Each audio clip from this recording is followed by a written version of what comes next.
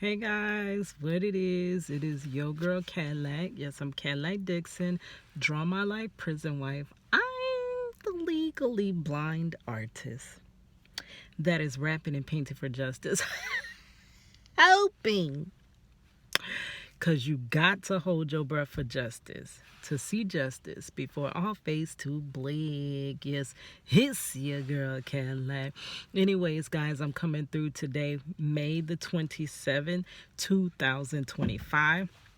And today I decided to get back to do a little bit of my prison wife content. You know, my channel, basically, it didn't start, oh gosh, it's all connected though. My channel started as a place to just display my music because I was a rapper. But the reason I was a rapper was so that I can break my husband's story through song. Then my content became basically in 2020. I jumped back on and I was trying to make it within the prison wife niche. Now, girl ain't never made it because I'm kind of opposite of any category. I'm completely left field of most individuals in that same category. So I'm an artist, but I'm kind of an artist that is completely different. I was a rapper, a female rapper, but I am completely left field in the kind of music I do. I am a prison wife, but I am also completely left field from most prison wives and from the average prison wife content. I did have another prison wife tell me that she enjoys my content, but I don't really touch on the content that prison wives basically consume. And not that it was a good or bad thing, it's just that's why prison wives ain't coming to my channel, girl. But possibly my calling is not within the prison wife niche, because I do see that from my observation, I've been a prison wife for a very long time. Social media came into the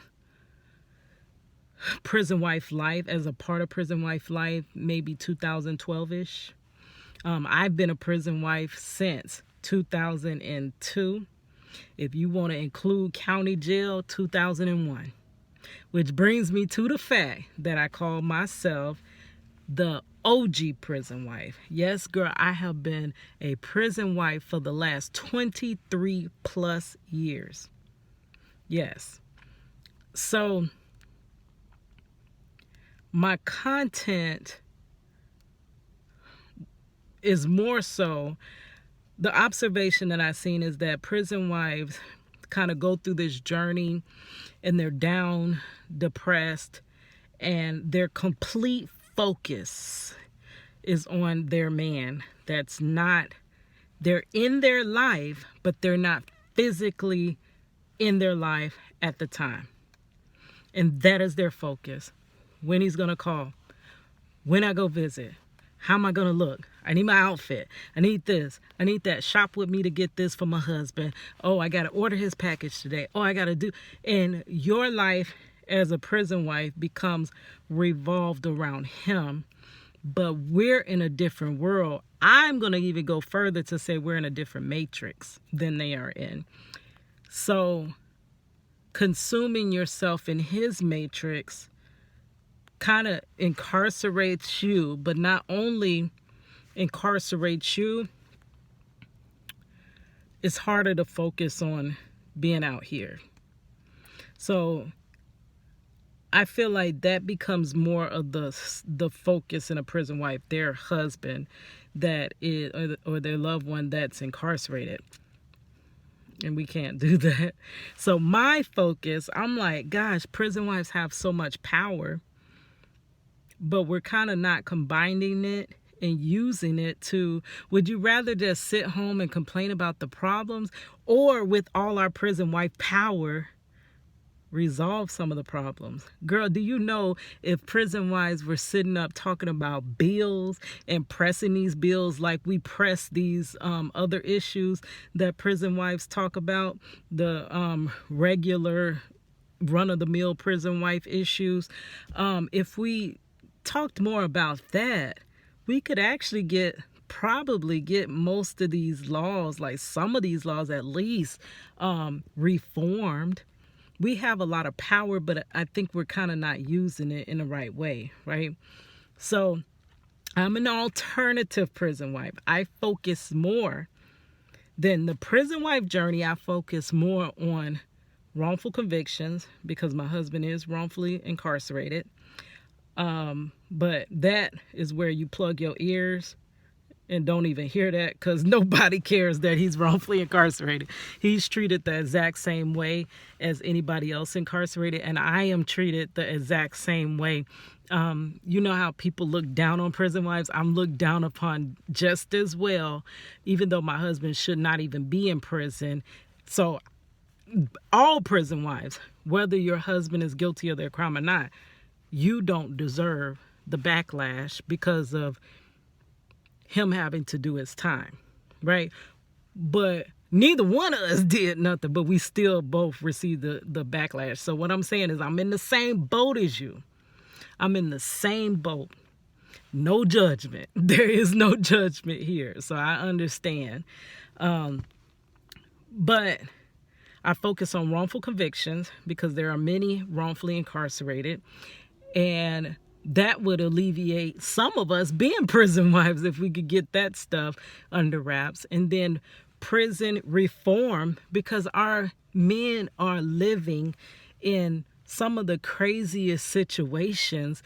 And you know when you get them calls from him and they're telling them how they're doing this wrong to him, they did that wrong, and they want you to call Tallahassee. I'm in Florida. Call Tallahassee. Like, you tired of sitting up calling these Durgon folks, because when they investigate, all they do is side with each other. They always, the person that's incarcerated, the incarcerated citizen, because we don't use inmate, they're always wrong. The authority is always right, no matter whether they're right or wrong. Like, many of those things, if we start tackling and talking about prison reform issues, that could alleviate some of our stress on this prison wife journey, right? And then I also talk about criminal justice reform, because the system itself is set up is malfunctioning, but many say it's working the way they want it. I believe it is working the way they want it. And that's why it's so hard to reform it, because if it truly wasn't the way they wanted it, when issues are brought to them, they would try to address them, but they try not to address them. They try to gaslight you and act as though they're not happening when it really is. So those are my focuses more than prison wife life. So yes, I am a prison wife with a lot of experience of being a prison wife over these last 23 years. But I like to, rather than focus on that, I like to take my pain and apply it to my purpose. So if I'm going to be in these shoes, I want to make a difference in these shoes. I don't just want to put these shoes on and then time just passed and that's it. I've bettered nothing. Nobody else is better because of my going through my storm. I go through the storm so it can clear the path for you coming behind me. You may not be as far down the prison wife life journey as I am. So I can tell you about things that happen. I've had a lot of experience in so many issues with prison wife life that I can help others. So I recently just was looking for different questions, because I did have a segment maybe 3 years ago called Ask the OG Prison Wife, Ask Me Anything, Girl. And I was answering questions from not just the perspective of a prison wife, but a prison wife from a long time.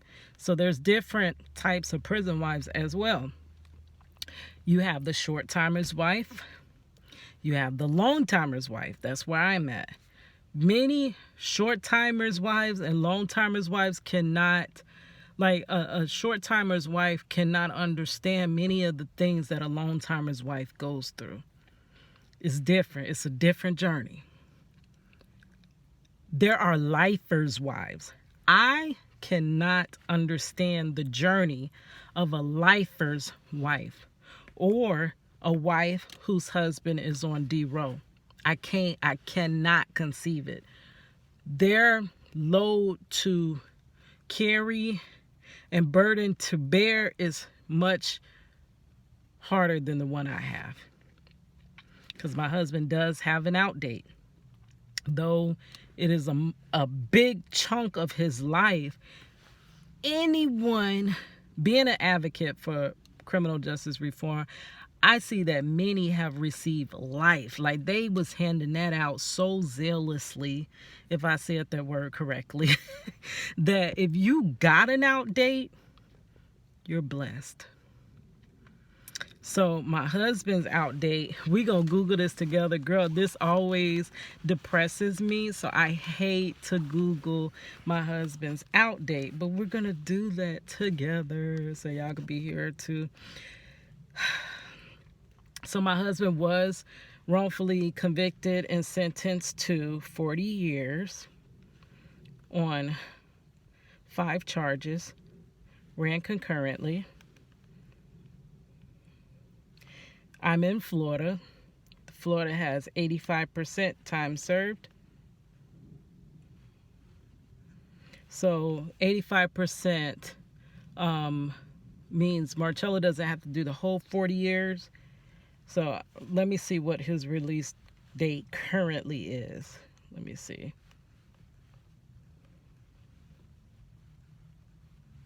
I always get nervous. Anytime they transfer Marcello, I would have to look at this website. And a lot of the way that I've gotten through this 40 years is to just act like it ain't 40 years, to not even look at a release date. Do not put all my planning in this for when he comes home, because a lot of prison wives think their lives are on pause until he comes home. But I can't do that because half of our lives will be behind us when he comes home. So I have to realize this is our relationship. This is a big part of our relationship. So this is part of our life together. This is part of our marriage, right? This part. It's not when he come home. Okay, so let's search Marcello. I hate this website. I really do. Here it is. So now we are going to search, because it brings back, it's like opening an old wound or peeling a scab. And I have to just look at this like, oh my gosh. Like, but imagine back in the early 2000s, me looking at that release date. Now we a bit closer. We are much closer to his release. He's closer out than in. I never would have thought we would have gotten to that time in life. It used to depress me in the prison wives communities when I would have to see countdowns and people were counting down to their husbands coming home. And I almost wanted to do one just because it was just being ironic. Not ironic. It was being sarcastic. Because I was like, can you imagine me making a countdown? Okay, so his release date is April the 12th, 2038.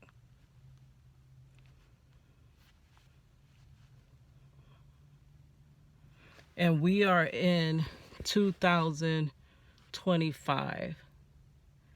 So 2025, but 25 is about gone, honestly. It be gone like you done cut some water on. So I'm going to round it up to 2026.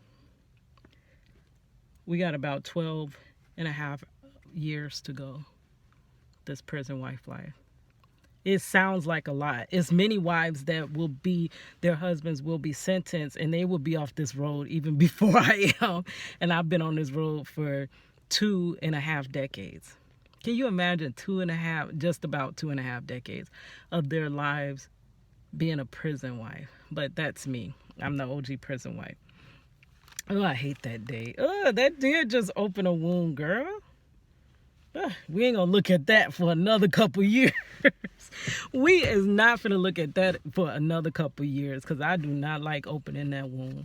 But yes, so I got a list of questions that I am going to answer.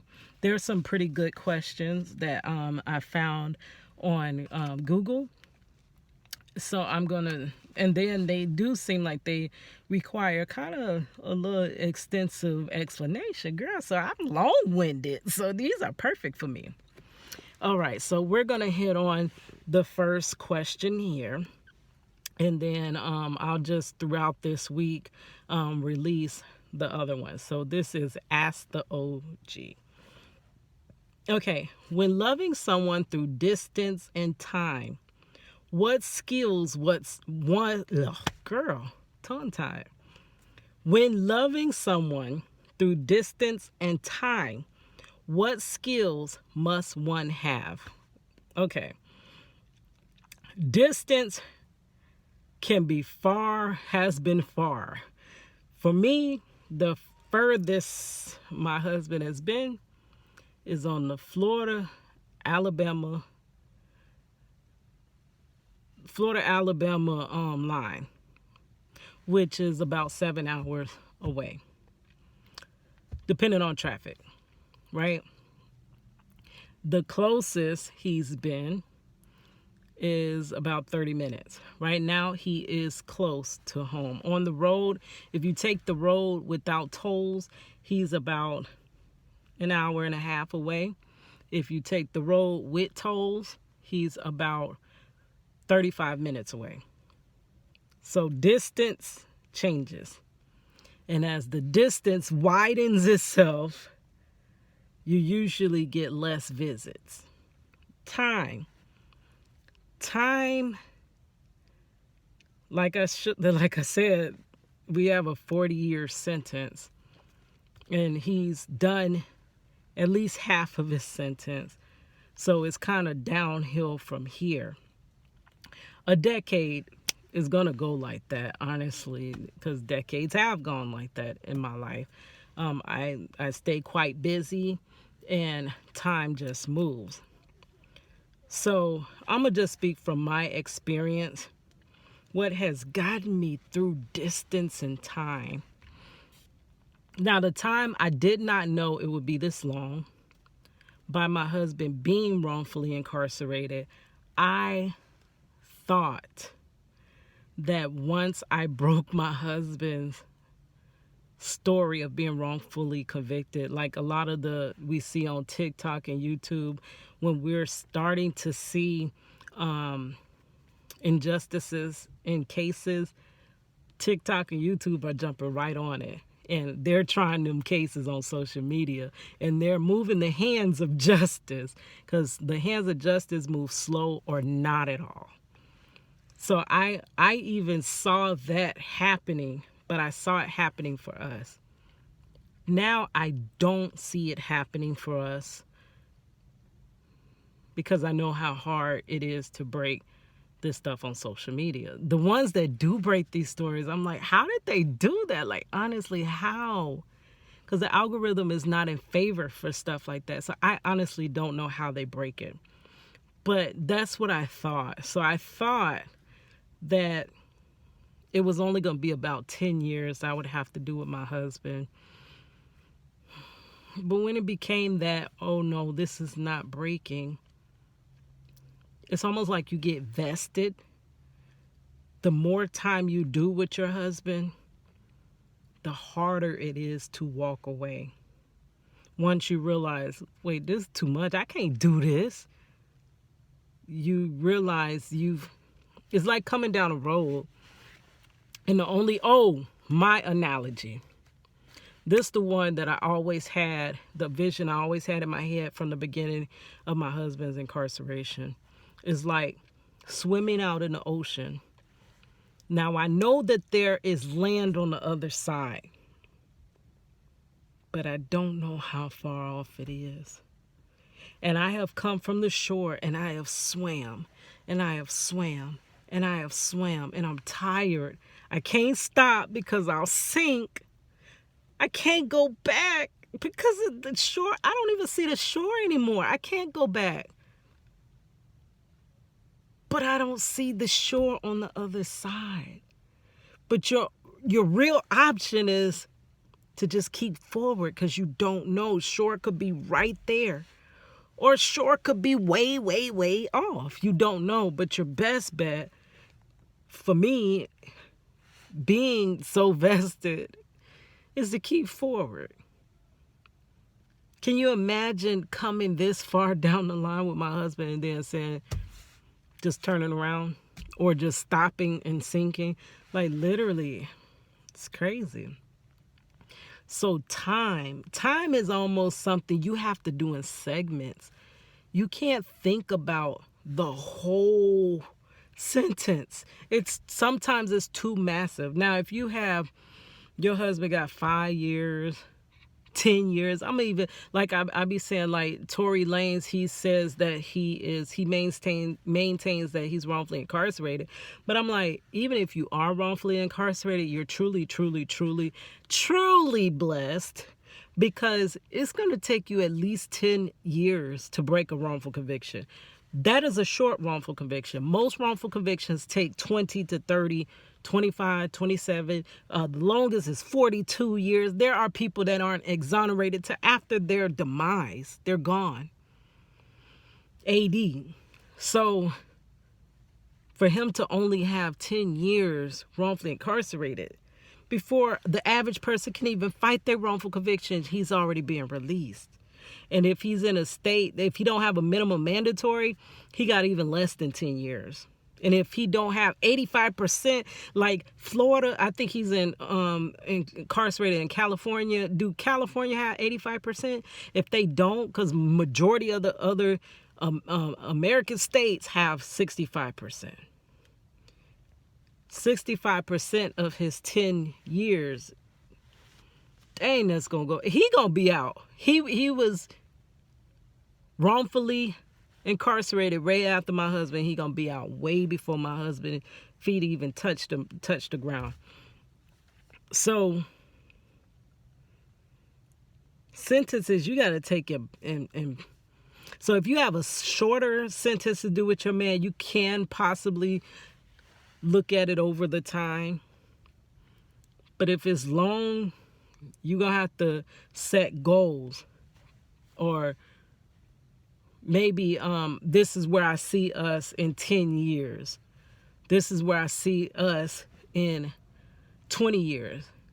But don't forget, you also have to have your goals. This is where I see me, because you're doing life out here by yourself, unless you got some boot thing on the side. I don't know. We're not doing that right now at all. I am by myself. Well, I'm not by myself. It's like you're together but alone when you're a prison wife. It's an aspect of being single, and then it's an aspect of being together. So you're an oxymoron. You're a single married person.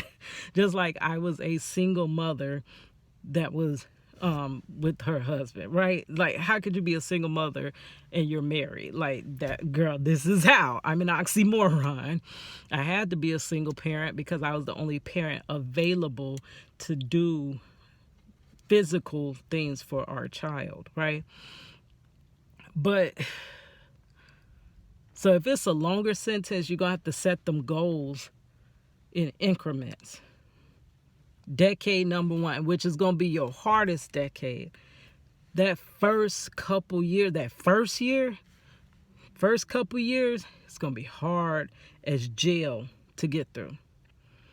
Many times you go into depression. I went into severe depression, and that adds to that vicariously incarcerating yourself, right? Being incarcerated because you're linked to someone incarcerated, like you fully can't live because they're not fully living. So it takes time. That's almost like codependence too. So that kind of played a role. You have to get out of codependence. That does fall in there. To be able to do this time through distance and time, you're gonna have to have your own identity. It's not the identity of, even though you are married or y'all are lifelong partners, you're going to have your own identity, because the identity of you together is not really existent in the free world, right? So you're going to do much of your life, majority of your life, as a single person, and then you're kind of together through emails, calls, visitations, and things like that. So that's a smaller percent of your life that you're actually married, that prison wife, right? So codependence is going to have to be something you break free of.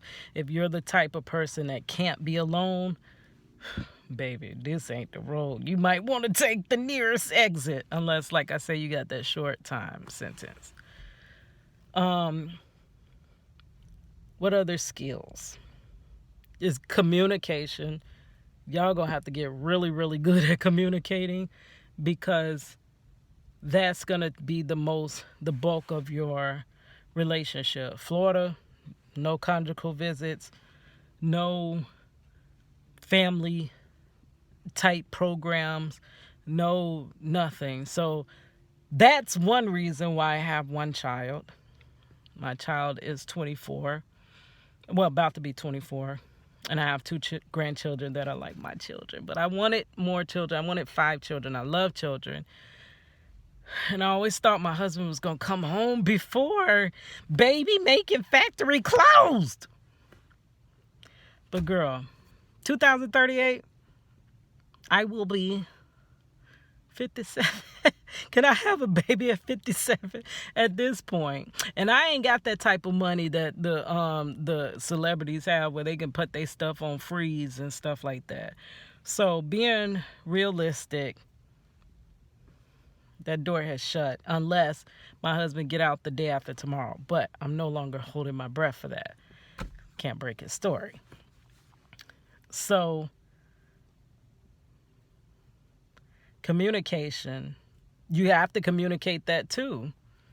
You got to communicate about the things that you're going to have to let go because you're with them, the things you're missing out on because you're with them, the things you go through, the things you have to go through alone many times because they're not physically there. And then what also kind of isolates us is that people don't understand this life, prison wife life. They don't understand. And also, honestly, I'm going to tell you, they don't want to understand. They could understand if they took a moment, listened. They do not listen. Stop judging. Do not judge me. But that's the first thing. Out the gate, they come in with judgment. You're stupid. You're dumb. You can't find nobody free, girl. Like, girl, no, I couldn't. I had to find me someone. No. I was with him before prison. And I could have found men. I found many men free. Do you know how many men actually, girl, your girl was hot? How many men's wanted me? But they're not my soulmate. My soulmate is incarcerated. So settling for someone free, they may be free, but they're not incarcerated. I mean, I'm sorry, they're not my soulmate, girl. That ain't that what free means. Not incarcerated. Well, actually, there's levels to freedom, because us that are not incarcerated still got some type of boundaries around us. But yeah, those things have to be communicated. So communication, you have to get out of codependence, and you kind of got to focus on things little by little. Take it one day at a time. There was this song, One Day at a Time, Sweet Jesus. I used to hear that song. My mama played that song when I was a kid. And a lot of those old time songs, you don't even understand what they mean, girl. You just hear the lyrics or whatever. But I can understand it now. If I look at more than one day at a time, I get overwhelmed and anxious. And it puts you in shutdown mode. So to be able to, like Ro Clausen, Strong Prison Wives and Families, co-founder of that, she is no longer a prison wife. Her husband came home. They were able to have children. Her husband had 213 years. And seeing her is what encouraged me to pick up the mantle and keep going. Because I was like, if she is doing 235 years literally with her husband, and my husband only has 40 years, and she's beautiful and smiling and happy, why can't I be? I have a minute part of that struggle, right? Why can't I believe like she believes? And, she would have hoped for 40 years, whereas, a miracle happened and he was released way before that. But she would always say, you're one day closer. And that's how you have to count it. I'm one day closer. Don't always look at, of course, I'm one day closer to 2038, but I'm not going to look at 2038 now. I'm just one day closer to this being all behind us, right? And that's all I have for now.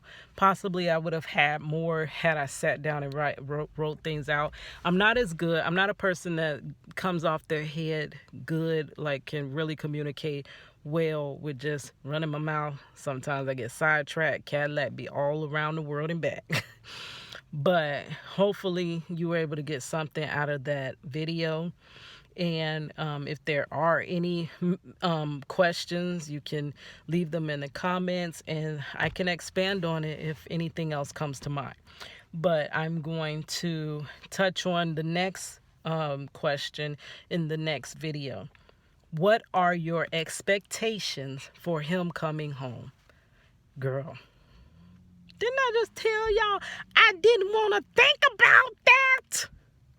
But now I'm going to have to think about when he come home. Girl, we ain't trying to rush my life.